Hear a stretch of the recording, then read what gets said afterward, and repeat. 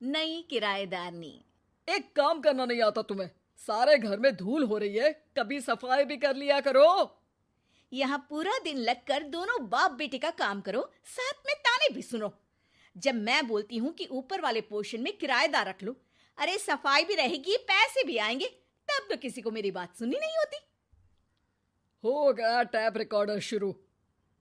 ये कहते हुए राज घर से बाहर निकल जाता है, जिसके बाद शिविन अपने कमरे से निकलकर नेहा के पास आता है।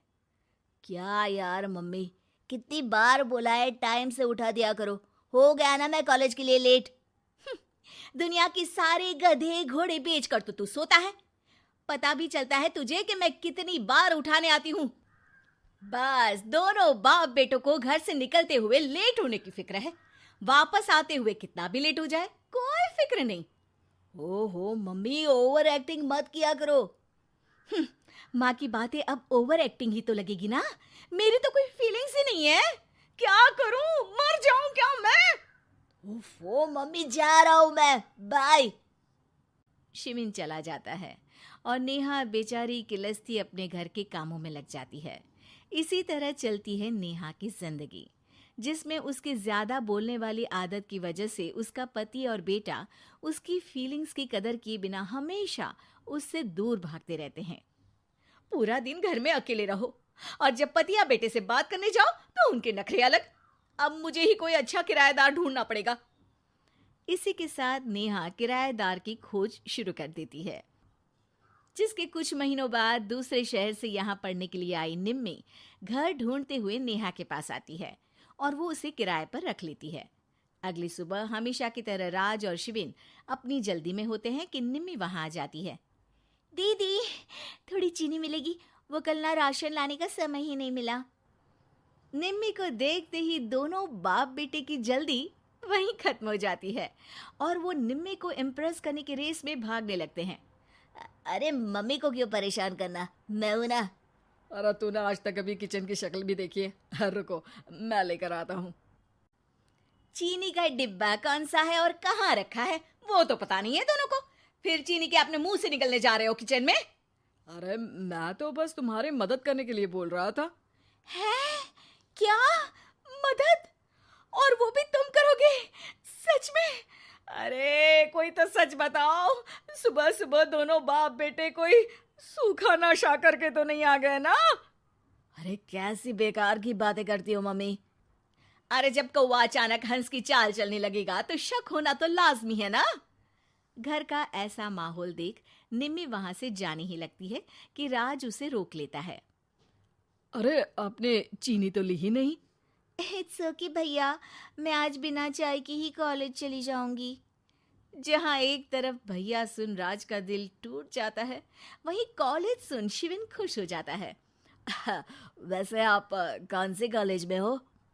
इस पर निम्मी जवाब देने ही वाली होती है, लेकिन नेहा टोकते हुए बीच में बोल पड़ती है। अब दोनों को देर नहीं हो रही। हद है इनसे भी, कहीं बात बनने ही नहीं देंगे मेरी तो। अरे जा रहे, अब यहाँ बचाई क्या है? इस पर निम्मी के पीछे पीछे शिविन कॉलेज की तरफ और राज ऑफिस चला जाता है। इसी तरह दिन बीतने लगते हैं, जिसमें अब सुबह जल्दी जाना और शाम लेट आने का सिलसिला सुबह लेट जाना और शाम जल्दी आने में बदल जाता है। एक शाम वो दोनों समय से पहले ही घर वापस आ जाते हैं, जिन्हें देख नेहा हैरान रह जाती है। हाय मेरे रब्बा, अरे पहले घर जल्दी आना शुरू कर दिया और आज तो उससे भी जल्दी। कहीं मैं कोई सपना तो नहीं देख रही? मतलब अब क्या हम अपने घर भी जल्दी वापस नहीं आ सकते? अरे घर तो कितने सालों से तुम्हारा ही है, पर लगता है कि अपना ही है, इस बात का एहसास अब हुआ है। वो सब ठीक है मम्मी, निम्मी कहाँ है? जरा उसे बर्थडे विश तो कर दूं। अरे वाह रे, आज तक तो अपनी माँ का बर्थडे तुझे याद नहीं रहा, उसका बहुत याद है। वो तो मुझे पापा ने याद दिलाया है। हैं? अरे क्या बोल रहे हो तुम झूठे? नहीं बेबी, देखो मुझे तो तुम्हारा बर्थडे भी याद नहीं रहता, तो उसका कहाँ से याद रहेगा मुझे? तौबा, मैंने तो किराएदार रखकर अपने ही पैर पर कुल्हाड़ी मार ली। बेटा तो बेटा, यहाँ तो बाप भी किसी से कम नहीं है। इतनी देर में निम्मी भी घर वापस आ जाती है, जिसे देखते ही शिविन हैप्पी बर्थडे गीत गाता हुआ उसके पास चला जाता है। हैप्पी बर्थडे निम्मी। बताओ आज क्या चाहिए तुम्हें? हाँ हाँ, मांग लो ना इसकी जान। अरे नहीं नहीं, मुझे कुछ नहीं चाहिए, बल्कि मैं तो आज आप लोगों को कुछ देने आई हूँ। क्या क्या देने आई हो? निम्मी अपनी बैग में से मिठाई का डिब्बा और शादी का कार्ड निकालती है। ये मेरी शादी का कार्ड और मिठाई। आप सबको मेरी शादी में जरूर आना है और इसी खुशी में मिठाई खाइए।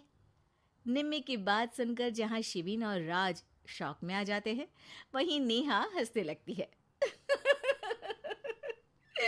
दिल के अरमां आंसुओं में बह गए। नेहा की बात से कंफ्यूज्ड निम्मी उससे इसकी वजह पूछती है, जिस पर नेहा अपने पति और बेटे की सारी करामातें उसे बताती है। आई कांट बिलीव, आपको मैंने भैया बोला, और शिविन तुम्हें तो मैं हमेशा छोटे भाई की तरह समझती हूँ, लेकिन कहते हैं ना, man will be always man. लेकिन आज से ये विमेन सेम नहीं रहेगी इनके लिए। फिर क्या, बाप बेटे आगे आगे और नेहा झाड़ू लेकर उनके पीछे पीछे।